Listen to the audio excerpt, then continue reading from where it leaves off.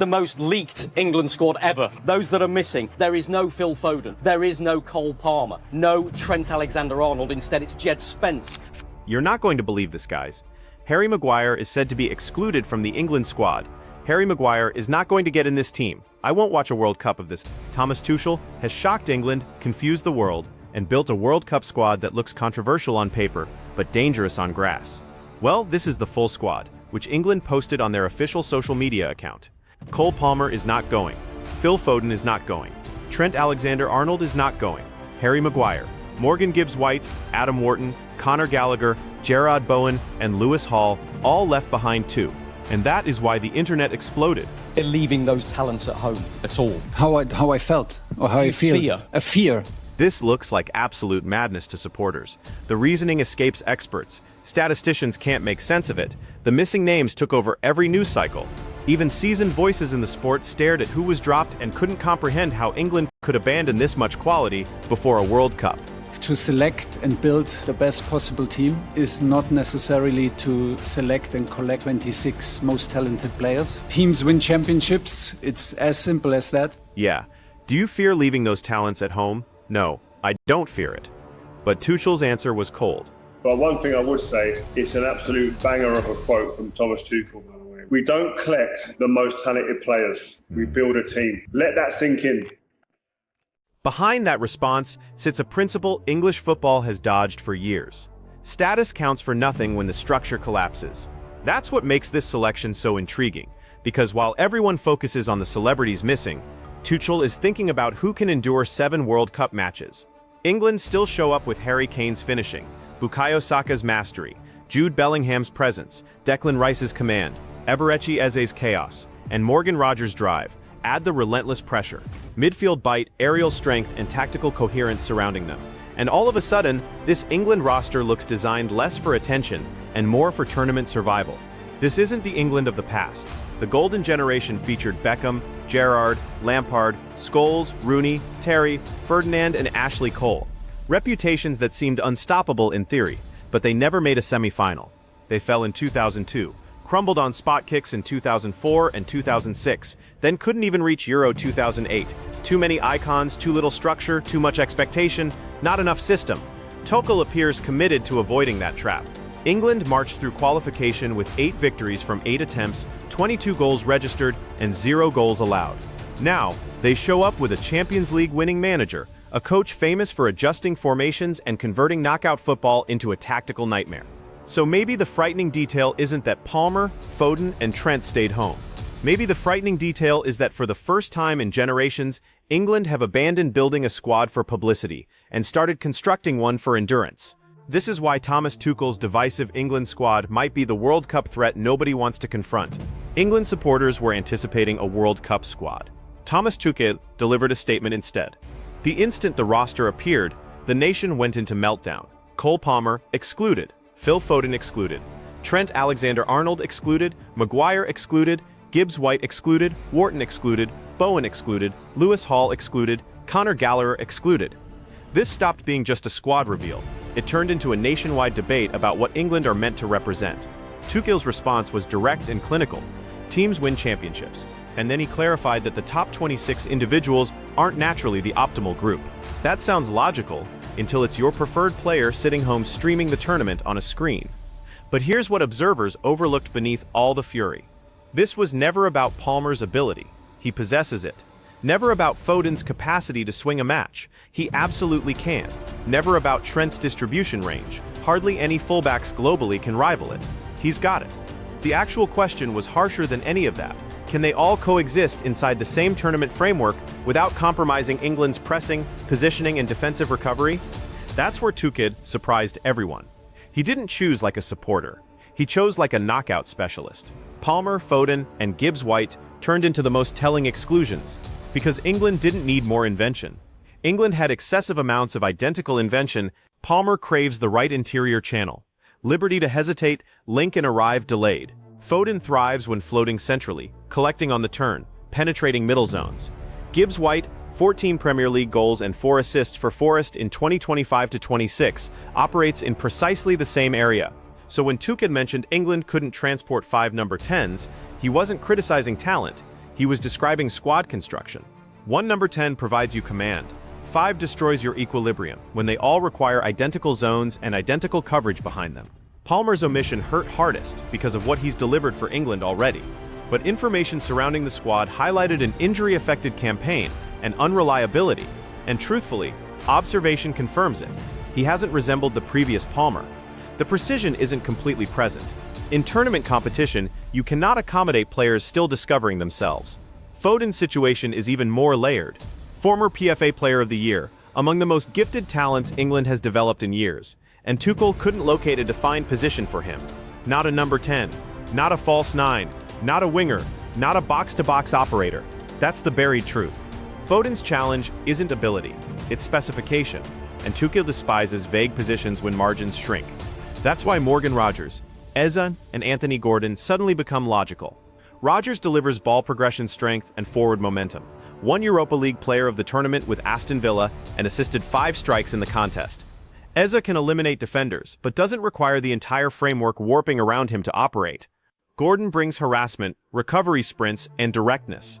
Tuchel isn't simply selecting attackers, he's selecting pressing identities. Trent's exclusion generated the strongest backlash because his distribution is genuinely exceptional.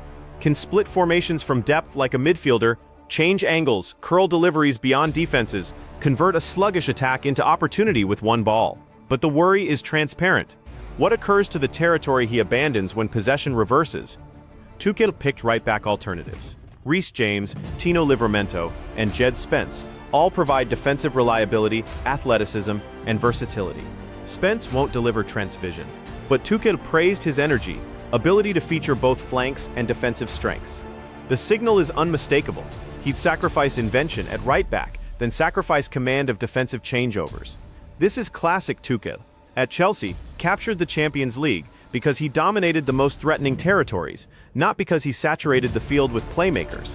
Wing-backs who could advance and retrieve a 3-man defense, shielding transition structure above entertainment. Maguire believed he deserved consideration.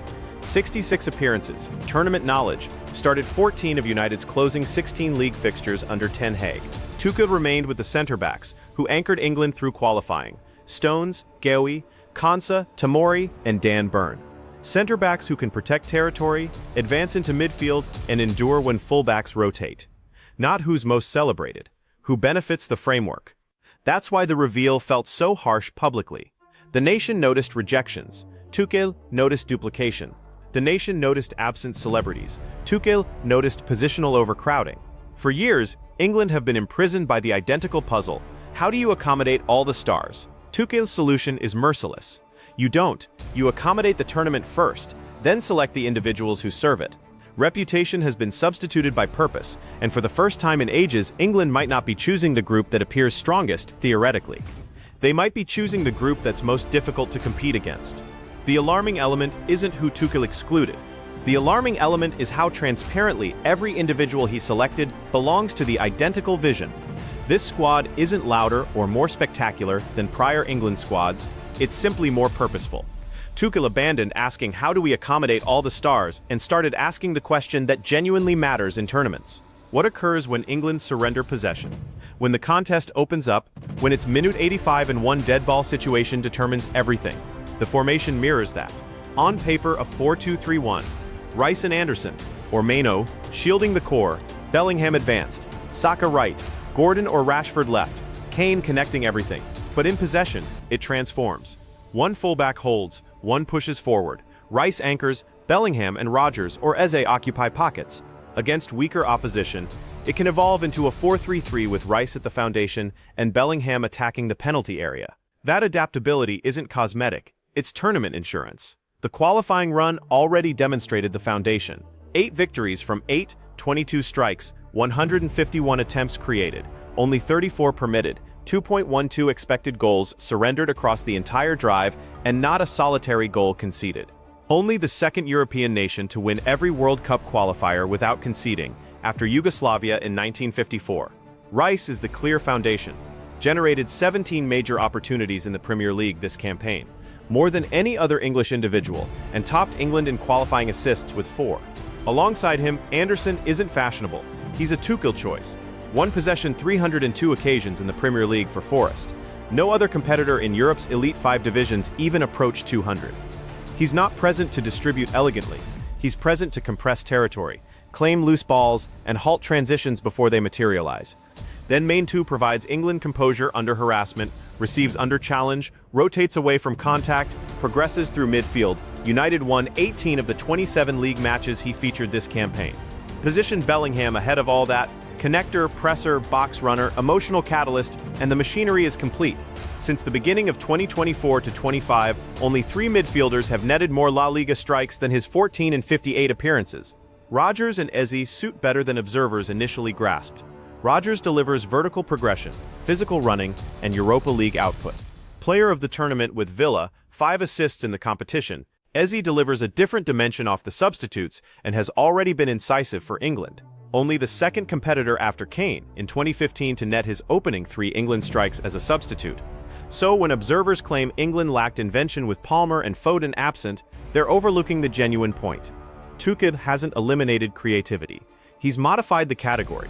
This squad generates through harassment, recoveries, runners, switches, second contacts, and dead balls, not through liberated playmakers demanding possession between formations. The pressing framework is the actual threat. Kane angles the harassment. Saka secures one flank. Gordon or Rashford threatens the pass to the fullback. Bellingham jumps onto the deepest midfielder. Rice shields the second pass. Anderson attacks the loose contact. That's how pressing snares function. Display the opposition one option, then collapse on it collectively. Gordon's contribution is fundamental to that. This campaign he registered 10 Champions League strikes, only the second Englishman after Kane to achieve double figures in one Champions League season. Saka delivers the measured version, maintains width, combines centrally, protects his territory. Rodgers delivers the aggressive version, extended progressions, runs beyond. Rashford's Barcelona resurgence yielded 14 goals and 11 assists in 7 fewer appearances than last term. Watkins alters the entire tempo because he doesn't desire what Kane desires. Kane withdraws and connects. Watkins extends center-backs and attacks blindside territories, 2 entirely different striker profiles depending on what the situation requires. And Kane remains the benchmark, 58 strikes in all contests this campaign, excluding the Club World Cup, at minimum 17 more than any other competitor from Europe's Elite 5 divisions. When open sequences won't unlock the contest, there's dead ball combat. Burn delivers size and aerial dominance. Among competitors with 500-plus World Cup qualifying deliveries, only Xavi in 2014 qualifying averaged more successful deliveries per 90 than Burn's 116. Stones delivers the cleanest distribution profile from defense, among competitors with 500-plus World Cup deliveries since 1966. He holds the strongest precision at 95%. Add Kane attacking deliveries, Rice executing corners, Burn at the distant post, Stones arriving delayed, and England possess a dead ball threat that doesn't require elegant football to operate. That matters because tournaments aren't consistently elegant, and England have absorbed that lesson harshly. The Golden Generation comparison requires stating Beckham, Gerrard, Lampard, Scholes, Rooney, Owen, Terry, Ferdinand, Cole never reached a semi-final, fell to Brazil in 2002, Portugal on penalties at Euro 2004, Portugal again in 2006, didn't even qualify for Euro 2008. Gerrard subsequently labeled that generation egotistical losers. Stated club competitions and factions meant they never evolved into a genuine unit. Acknowledged the Gerrard-Lampard midfield simply didn't operate. All that ability, zero framework. That's precisely the culture Tuchel is attempting to eliminate before this tournament commences. Palmer, Foden, Trent, and Maguire being excluded transmits one signal to the dressing room. If competitors of that stature can miss selection, nobody is guaranteed. Tuchel constructed the squad reveal around the concept of come together. Henderson survives not because anyone is eager to witness him start, but because Tuchel desires someone who comprehends how tournament environments function. The intervals, the strain, the emotional regulation between fixtures. This generation carries itself distinctly too. Bellingham is a superstar, but tactically educated by Dortmund and Real Madrid. Saka is elite, but operates like a framework competitor. Rice has transformed from destroyer to chance generator and dead ball reference. Kane isn't merely a finisher anymore, he's a facilitator. Mainu and Anderson are young, but both grasp midfield accountability. Tuchel isn't forcing celebrated names into a formation and hoping ability handles the remainder. He's beginning with the formation, then choosing the competitors who can exist inside it. The golden generation proved that ability without framework crumbles under tournament strain. Tuchel is wagering that framework with sufficient ability can finally withstand it. Thomas Tuchel doesn't require the most beloved England squad to construct the most threatening one. His strongest achievements have consistently arrived when football becomes tactical, tense, and merciless.